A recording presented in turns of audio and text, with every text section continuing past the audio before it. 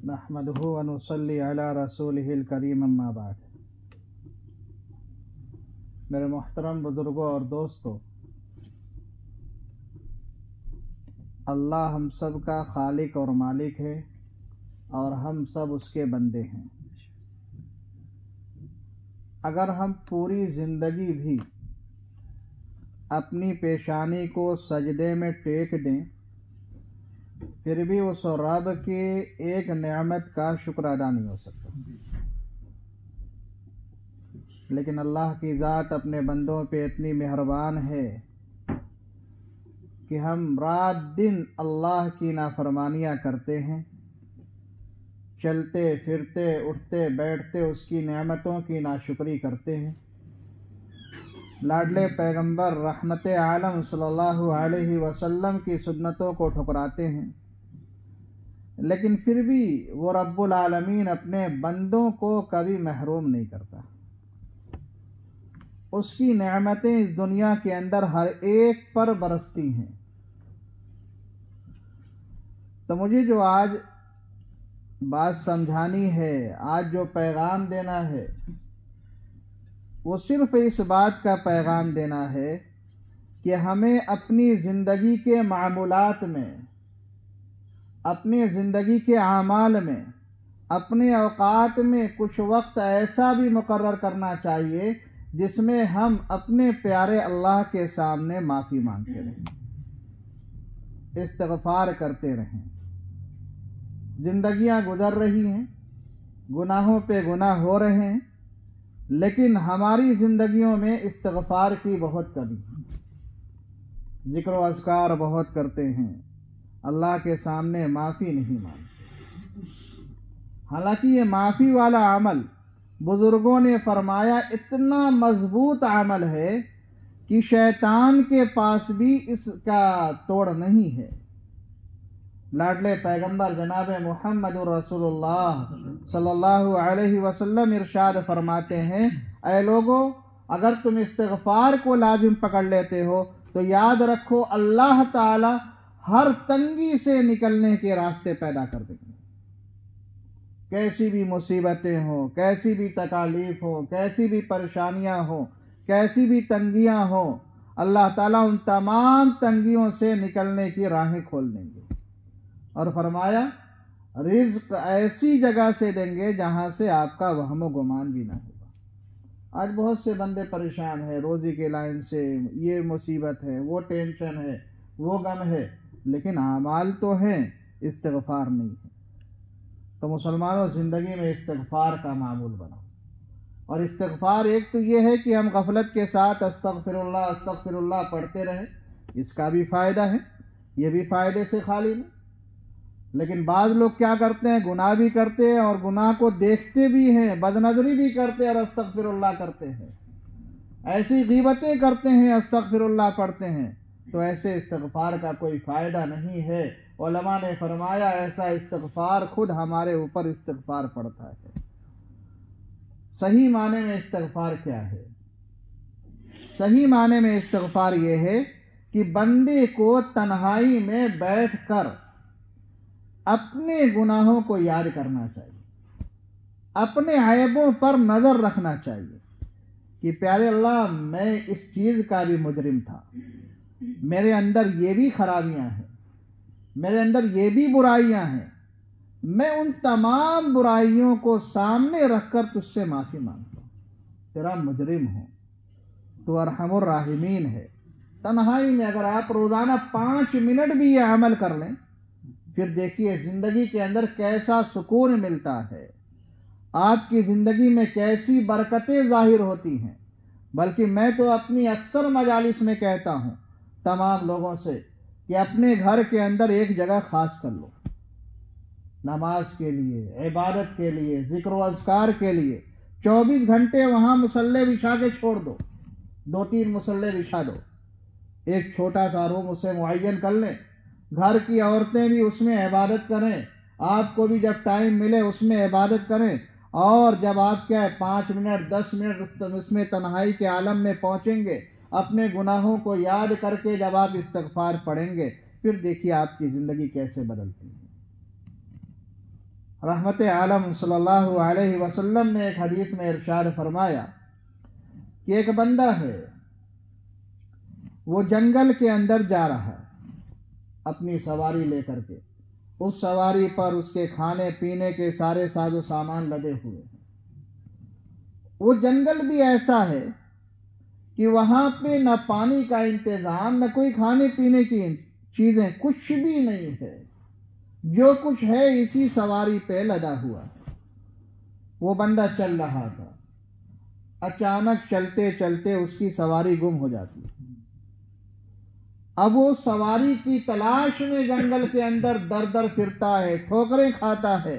آپ اندازہ لگاؤ اس بندے کو زندگی سے کتنی مایوسی ہوگی، کیونکہ اسے یقین ہو جاتا ہے اب میرا مرنا یقینی ہے، کیونکہ نہ کھانے کی چیز ہے نہ پینے کی چیز ہے، جو کچھ تھا وہ سب گم ہو چکا ہے۔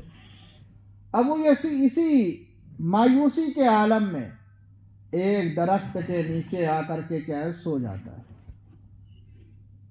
اب تھوڑی دیر کے بعد اس کی آنکھ کھلتی ہے۔ رحمت عالم صلی اللہ علیہ وسلم ارشاد فرماتے ہیں وہ سواری کو سامنے دیکھتا ہے۔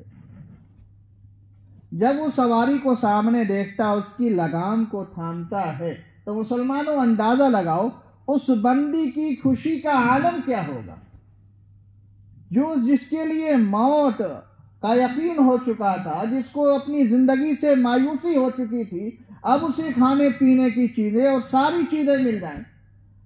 اب اندازہ لگاؤ اس کی خوشی کا عالم کیا ہوگا۔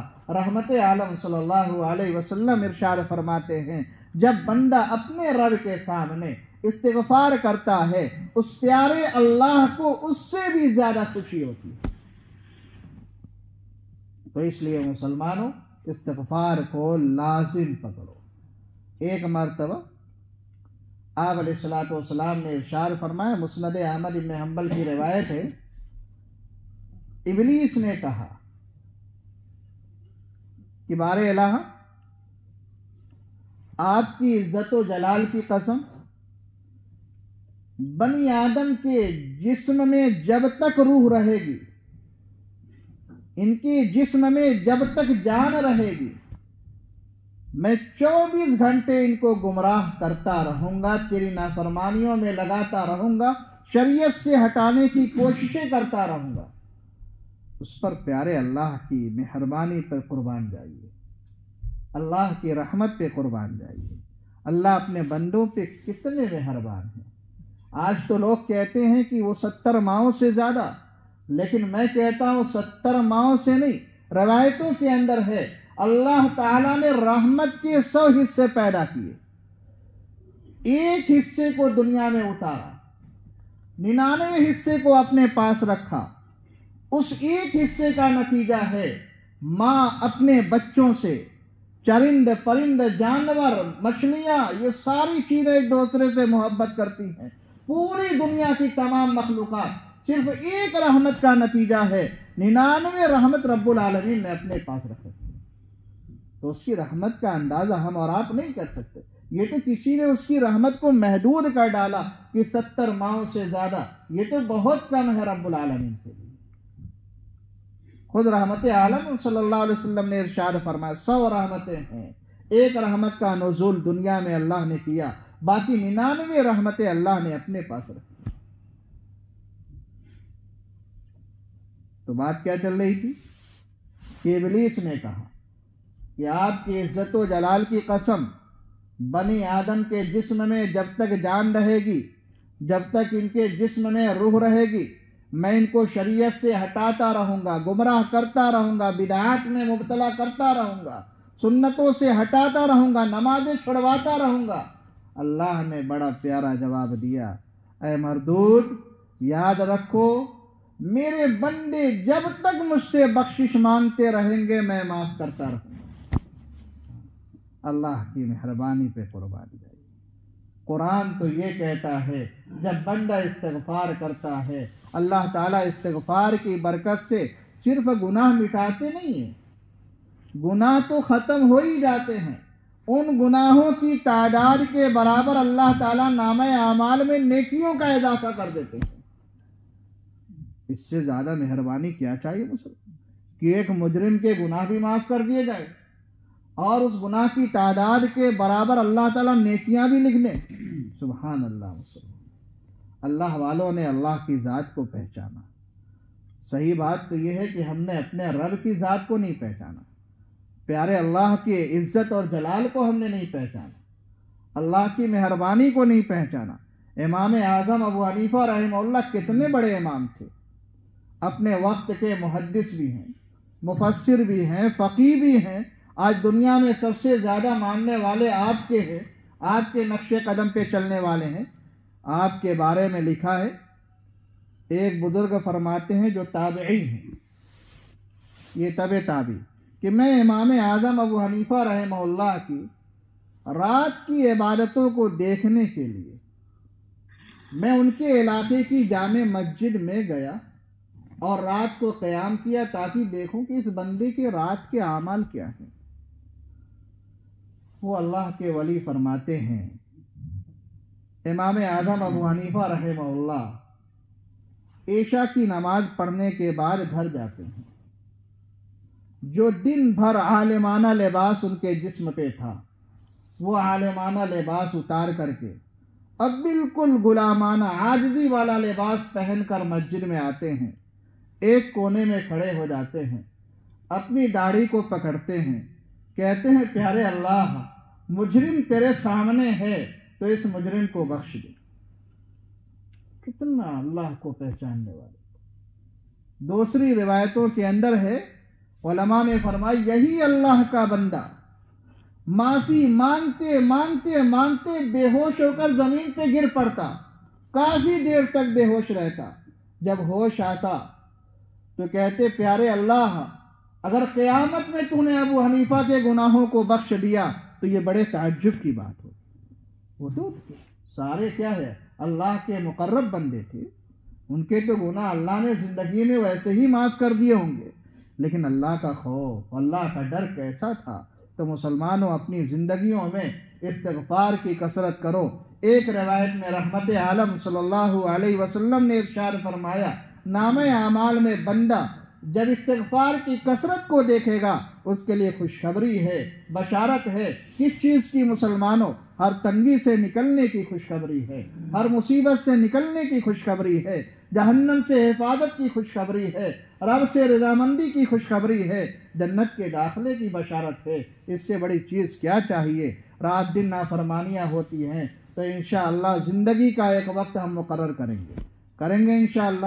چاہے پہلے آپ 5 منٹ کریں, 5 منٹ سے پھر 10 منٹ کریں, 10 منٹ بھی اگر آپ روزانہ اپنے قلب کو اللہ کی طرف متوجہ کر کے اپنے گناہوں کو یاد کر کے استغفر اللہ ربی من کل ذنب واتوب الیہ, یہ بھی نہیں آتا, صرف استغفر اللہ یہ بھی نہیں آتا, پیارے اللہ میں یہ بھی مجرم تیری یہ بھی نافرمانیاں, پیارے اللہ تو معاف فرما دے. اردو میں ہی کہہ لیجئے, پھر دیکھیے آپ کی کیا ہے سکون بھی ملے گا, آپ کے اندر برکتیں بھی ہوں گی, رحمتوں کا نزول بھی ہوگا. اللہ تعالی ہم سب کو کہنے اور سننے سے زیادہ عمل کرنے کی توفیق عطا فرمائے. اللہ تعالی ہم سب کی تمام پریشانیوں کو, دکھ کو, تکالیف کو, درد کو اللہ ختم فرمائے, اور اپنے فضل سے اللہ تعالی ہم سب کو مرتے دم تک ایمان پر چلنے والا بنائے, اور ہماری نسلوں کے دین کی اور ایمان کی اللہ تعالی پوری حفاظت فرمائے. وآخر دعوانا الحمدللہ رب العالمین.